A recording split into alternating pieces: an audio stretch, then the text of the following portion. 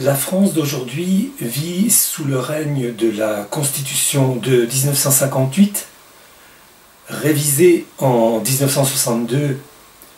pour permettre l'élection du président de la République au suffrage universel. Il y aura donc bientôt 60 ans que notre vie politique est enfermée dans ce cadre. 2 générations. Désormais, l'ensemble de nos préoccupations politiques se trouve traduit dans le langage de cette Constitution-là, sans que nous puissions voir en quoi cette traduction nuit non seulement à notre compréhension des événements politiques, mais à la possibilité pour le peuple, pour nous-mêmes, donc à la possibilité pour le peuple d'influer sur des décisions prises, paraît-il, dans un cadre parfaitement démocratique. De façon générale, une constitution organise les pouvoirs de l'État, mais de quel État s'agit-il en France,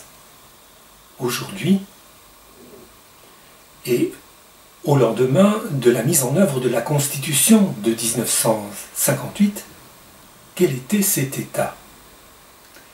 C'est ce que nous aimerions comprendre. Sans doute, la recherche des conditions dans lesquelles la Constitution de 1958 a été mise en place devrait-elle nous aider à cerner, peu à peu, le sens général qu'il convient d'attribuer aux modalités d'exercice de la souveraineté en France, depuis ce qu'il faut bien appeler le coup d'État fomenté par le général de Gaulle et ses proches, dont Michel Debré, en 1958. Nous le voyons aujourd'hui, lorsque nous y réfléchissons, ce coup d'État était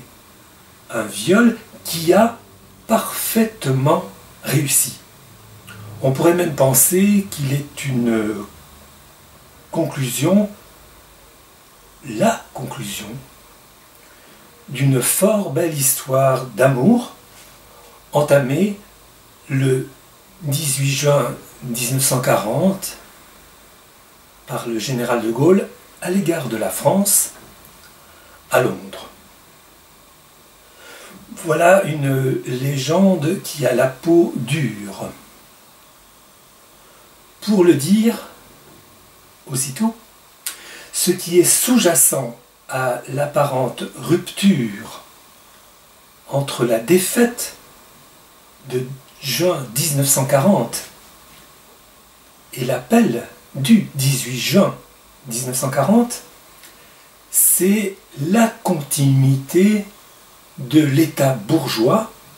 à travers la personne du général de Gaulle, qui donc se trouve lié au temps de la défaite, puisqu'il était lui-même sous-secrétaire d'État à la guerre, et l'appel de Londres. Cette continuité n'a pu, en dehors de la personne du général de Gaulle, être assurée sur le territoire français qu'en permettant à Adolf Hitler de venir faire momentanément un travail que la bourgeoisie française avait réalisé elle-même en 1871 au temps de la Commune de Paris, et certes grâce à l'appui indirect des Prussiens de Bismarck, mais ce travail, elle n'avait plus la force de le réaliser à elle toute seule dans les années 30 du XXe siècle. Et dans ce contexte, la guerre déclenchée en 1939 est aussi une solution au problème que pose à la bourgeoisie l'état politique de notre pays. Pour bien comprendre les différents phénomènes que je viens d'évoquer de façon très rapide, il faut réussir à échapper aux critères que nous laisse notre vie quotidienne, placée qu'elle est sous l'emprise idéologique de la Constitution de 1958 et sous le récit légendaire de ce qu'aurait été l'activité politique d'un certain Charles de Gaulle. Il faut donc remonter peu à peu le cours de l'histoire, c'est-à-dire voir de qui le général de Gaulle s'inspire, de quoi est faite l'ensemble de sa trajectoire à lui, depuis la Première Guerre mondiale et même un peu avant. C'est donc ce que je vais m'efforcer de faire dans cette série de vidéos